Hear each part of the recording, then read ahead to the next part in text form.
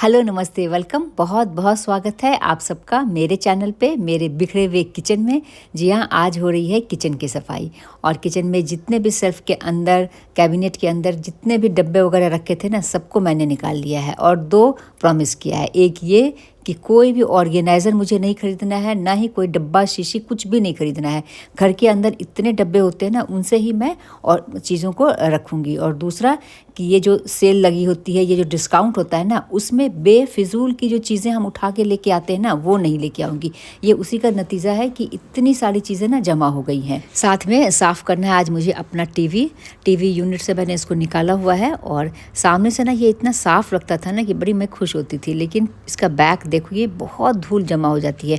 आप भी अपने टीवी को नीचे उतार के देखिएगा, उसके पीछे अंदर जो होती है ना, जितने छेद होते हैं उसमें बहुत ज़्यादा डस्ट घुसा हुआ होता है, तो उसकी सफाई भी बहुत ज़रूरी है।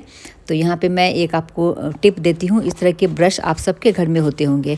इस ब्रश से ना बहुत आसानी से ये जितने छेद हैं ना, उसकी सफाई हो जाती है। मतलब बहुत कम मेहनत, मिनिमल मेहनत में आपकी बहुत अच्छी सफाई हो जाएगी। कपड़ा मारते रहोगे ना, ऐसी सफाई नहीं हो पाएगी। तो यहाँ पे वही मैं कर रही हूँ। जितने भी छेद हैं ना, बस सबके अंदर ब्रश को घुसा के एकदम निकाल रही हूँ। और देखिए कितनी धूल निकल रही है। आगे आगे से तो हम रोज़ साफ़ करते हैं, लेकिन पीछे हमारा हाथ भी नहीं जाता है और ज़्यादा से ज़्यादा हम कपड़ा ही मार सकते हैं।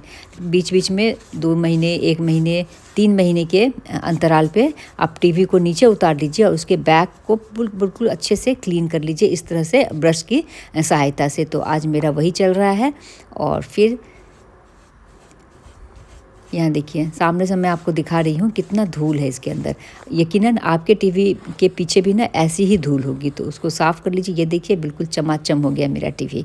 और साथ के साथ आज मैं गैस के चिमनी की भी सफाई कर रही हूँ। उसका जो फ़िल्टर होता है ना, वो बहुत ज़्यादा गंदा हो जाता है। तो ये देखिए, अब हमेशा कहने के लिए होता है कि 15 दिन में आप साफ़ कर लीजिए, महीने में साफ़ कर लीजिए, लेकिन पॉसिबल नहीं हो पाता है। ये देखिए कितना बढ़िया साफ़ हुआ है। अब जिससे हमारा पूरा किचन भरा हुआ रहता है। कंटेनर्स जितना भी कंटेनर्स हमारे घर के अंदर हो, हमें लगता है कि और लेके आएँ। और मुश्किल बात क्या होती है पता है? हम अगर बाज़ार से लेके आते हैं ना, तो जो पहले वाले कंटेनर्स हैं उसको हम फेंकते नहीं हैं। तो मेरी तो एक सबसे पक्की एक आप अगर सलाह मानना चाहे तो ये मान लें कि बिल्कुल भी आप कंटेनर किचन के लिए ना खरीदें। अगर आपके पास ज़रूरत है तो आप खरीदें। इसमें बहुत पैसे हमारे वेस्ट होते हैं। मैंने भी बहुत पैसे इसमें वेस्ट किए हैं और इसी निष्कर्ष पर पहुंची हूँ कि बिल्कुल आप उसको ना खरीदें एक्स्ट्रा। अगर आपको ज़रूरत है तो खरीदें। तो यहाँ पे मैंने सेल्फ़ के जो भी लाइनिंग थी उसको धो दिया है और धूप में सुखा दिया है।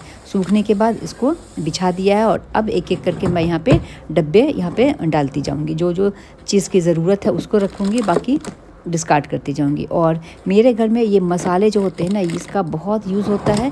तो इस तरह के जो डब्बे आते हैं 50-60 रुपये में आते हैं। और मैं एक आपको बात बताऊं कि जो भी आप यहाँ वहाँ देखते हो कि यहाँ पे ये सेल में मिल रहा है, यहाँ पे ये डिस्काउंट है, ये इनका घर में ये मिल रहा है, तो हम देख के ना बहुत जल्दी इन्फ्लुएंस हो जाते हैं। लेकिन थोड़ा सा ना अपने आप को रोको, क्योंकि इसमें ना हमारे बहुत पैसे वेस्ट होते हैं। अगर आपकी सीमित आमदनी है तो आप सोच समझ के अपने पैसे लगाओ। इधर किचन को सजाना आप जितना भी सजा लो, 2 महीने के बाद ना, 6 महीने के बाद आपको वही चीज़ जो है ना, वो पुरानी लगने लगती है। अगर आपके पास घर में बहुत सारे हमारे शीशी होती है, हम सामान लेके आते हैं ना, उनसे आप अपने किचन को बहुत सुंदर बना सकते हो। आने वाले वीडियो में मैं आपको बताऊँगी कि घर में रखे हुए जो डब्बे होते हैं, शीशे वाली जो बॉटल्स होती है, उससे आप कितना अच्छा इस्तेमाल कर सकते हो। तो यहाँ पे मैंने सोचा डब्बों को साफ़ करने के साथ साथ यहाँ पे जो हमारे कांच वाली ग्लास वगैरह हैं उनको भी साफ़ कर लूँ। तो पूरा सेल्फ में से जितना भी था ना, सबको हटा दिया, अच्छे से सफाई कर ली। एक बार डीप क्लीनिंग हो जाए ना, तो ये कम से कम 2 से 3 महीने तक के लिए छुट्टी हो जाती है। अभी गर्मियाँ आने वाली हैं तो इन ग्लास की ज़रूरत होगी, तो मैंने टाइम से पहले ही इसको साफ़ कर दिया और बिल्कुल बढ़िया से कंडीनी से लगा दिया है। अब जब भी कोई मेहमान आए या खुद पीना हो तो इधर उधर भागने की ज़रूरत नहीं होगी। फटाफट से यहाँ पे साफ़ सुथरा ग्लास निकालेंगे और इस्तेमाल कर लेंगे। और नीचे देखिए मेरे जो सेल्फ़ है उसके अंदर आधे से अधिक तो मैंने जो बॉटल्स वगैरह थे उनको निकाल दिया। लेकिन ऐसा है ना कि हम सारी बॉटल्स को निकाल भी नहीं सकते। थोड़े मसाले इतने ज़्यादा होते हैं ना कि उनको रखने के लिए हमें कंटेनर की ज़रूरत पड़ती ही पड़ती है। तो यहाँ पे वही मैं छांट रही हूँ कि किसको रखूँ, किसको हटाऊँ। और जब भी एक और बात बताऊँ, जब भी आपका बॉटल खाली हो ना, तो सारे बॉटलों को खाली होने का इंतज़ार मत कीजिए। उस बॉटल को, कंटेनर को उसी समय धो लीजिए, तो काम ना जमा नहीं होगा। तो इस तरह से आज मेरा पूरा किचन साफ़ हो गया है, कैबिनेट बिल्कुल क्लीन हो गए हैं। अब कम से कम 1 से 2 महीने तक की मेरी छुट्टी हो गई है, और बिना कोई भी मैंने कंटेनर नहीं खरीदा है। तो मैं तो आपको यही सलाह दूंगी कि अननेसेसरीली बिल्कुल भी किचन का कोई भी आइटम मत खरीदिए। ज़रूरत है तो बेशक खरीदिए, थोड़ा सा फेरबदल कर देंगे ना तो किचन बहुत सुंदर लगेगा। फालतू का पैसा इन चीज़ों में वेस्ट मत कीजिए। तो कैसी लगी वीडियो कमेंट करके बताइएगा।